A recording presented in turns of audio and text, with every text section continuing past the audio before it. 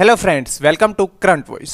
आज हम बात करेंगे डीएसपी हिमा दास के बारे में, जिन्हें हाल ही में डीएसपी बनाया है। वह इन्हें गोल्डन गर्ल के नाम से जाना जाता है और इन्हें ढींग एक्सप्रेस के भी नाम से जाना जाता है। तो असम सरकार ने हाल ही में इन्हें डीएसपी की उपाधि दी है। तो आज हम इनके ऊपर जो इंपॉर्टेंट क्वेश्चन है वो सभी हम डिस्कस करेंगे। तो चलते हैं, वीडियो शुरू करते हैं दोस्तों। क्वेश्चन नंबर 1, हिमा दास को किस राज्य में डीएसपी बनाया गया है? तो हाल ही में हिमा दास को डीएसपी बनाया गया है, वो किस राज्य के अंदर बनाया गया है? ये बनाया गया आसाम राज्य के अंदर। तो इसका राइट आंसर है ऑप्शन ए, आसाम राज्य। In which state Hima Das has been made DSP? तो डीएसपी की फुल फॉर्म होती है डिप्टी सुप्रिटेंडेंट ऑफ पुलिस।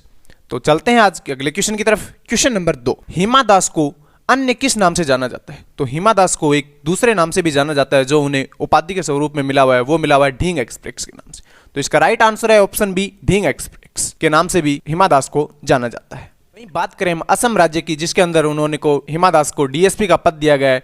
तो असम की राजधानी है दिसपुर। असम के मुख्यमंत्री हैं सर्बानंद सोनोवाल, जो कि बीजेपी पार्टी से हैं, और असम के गवर्नर हैं जगदीश मुखी।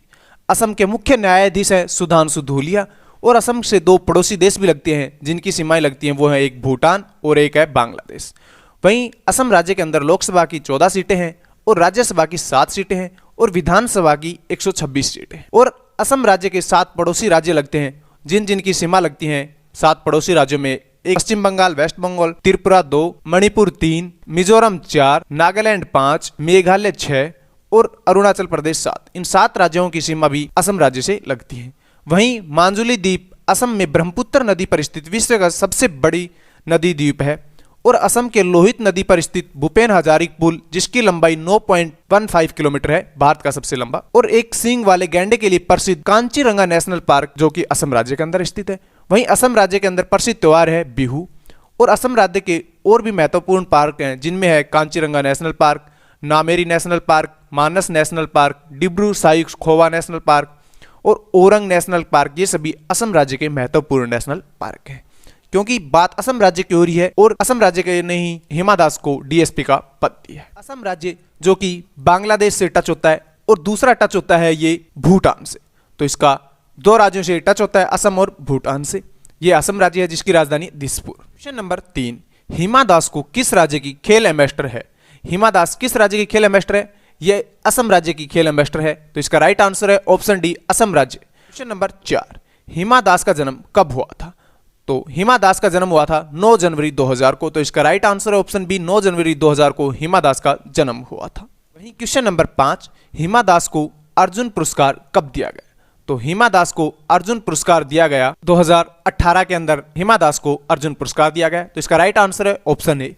चलते हैं अगले क्वेश्चन की तरफ। क्वेश्चन नंबर 6, हिमा दास का जन्म किस राज्य में हुआ? तो हिमा दास का जन्म हुआ असम राज्य के अंदर। तो इसका राइट आंसर ऑप्शन है, हिमा दास का जन्म असम राज्य के नौगांवा गांव के अंदर हुआ था। तो चलते हैं अगले क्वेश्चन की तरफ। क्वेश्चन नंबर 7, यूनिसेफ की सबसे युवा भारतीय गुडविल एम्बेसडर कौन बनी है?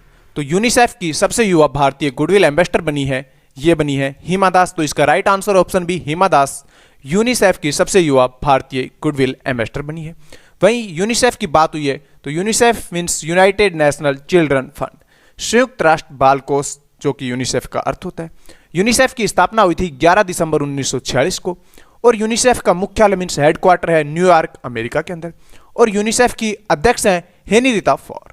क्वेश्चन नंबर 5, हिमा दास के कोच का क्या नाम है? तो हिमा दास के कोच का नाम है निपोन दास। तो इसका राइट आंसर है ऑप्शन डी, निपोन दास हिमा दास के कोच का नाम है। तो चलते हैं अगले क्वेश्चन की तरफ। क्वेश्चन नंबर 9, हिमा दास के पिता का क्या नाम है? हिमा दास के पिता का नाम है रणजीत दास। तो इसका राइट आंसर है ऑप्शन बी, रणजीत दास हिमा दास के पिता का नाम है। क्वेश्चन नंबर 10, हिमा दास की माता का क्या नाम है? तो इसका राइट आंसर है जोनाली दास। हिमा दास की माता का नाम है जोनाली दास और इनके पिता का नाम है रणजीत दास, और इनके गुरु का नाम है निपोन दास। कोच का नाम निपोन दास है। Next question, IAAF under 20 athletics championship की 400 मीटर दौड़ स्पर्धा में स्वर्ण पदक जीतने वाली पहली भारतीय महिला खिलाड़ी कौन है? तो who is the first Indian women player to win gold medal in 400 metre race of the IAAF world under 20 athletics championship? तो इसका राइट आंसर है option C, Hima Das IAAF world under 20 athletics championship में 400 मीटर की दौड़ में स्वर्ण पदक जीता। क्वेश्चन नंबर 12, हिमा दास ने 400 मीटर की दौड़ स्पर्धा कितने समय निकालकर स्वर्ण पदक जीता? तो हिमा दास ने 400 मीटर की दौड़ स्पर्धा 51.46 सेकंड का समय निकालकर पूरी की। तो इसका राइट आंसर है ऑप्शन डी 51.46। तो और ये दौड़ स्पर्धा कहाँ की थी? ये दौड़ स्पर्धा उन्होंने की थी IAAF के अंदर 400 मीटर में जो गोल्ड मेडल जीता था वो 51.46 का टाइम निकालकर हिमा दास ने जीता था।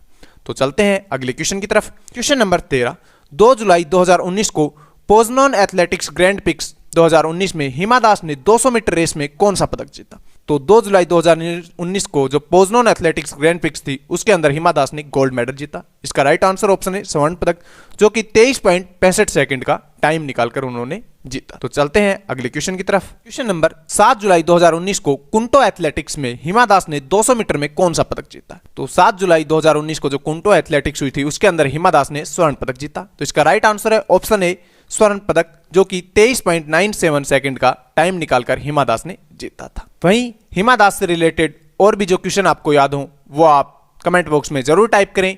और हिमा दास ने एक बहुत ही सराहनीय काम किया है और इसी तरह के लेटेस्ट करंट से रिलेटेड टॉपिक्स के ऊपर वीडियोस के लिए आप हमारे यूट्यूब चैनल करंट वॉइस को सब्सक्राइब करना ना भूलें और टेलीग्राम पर फॉलो कर ले। वहां पर भी आपको रेगुलरली जो PDF है जो भी वीडियोस की वो आपको वहां पर मिलती रहती है। और फेसबुक और इंस्टाग्राम पर फॉलो करना ना भूलें, क्योंकि जो भी करंट से रिलेटेड क्वेश्चंस होते हैं वो हम पुट करते रहते हैं ताकि रिवीजन होता रहे और करंट अफेयर्स आपको मिलती रहे। तो करंट वॉइस टेलीग्राम चैनल को सब्सक्राइब करना ना भूलें।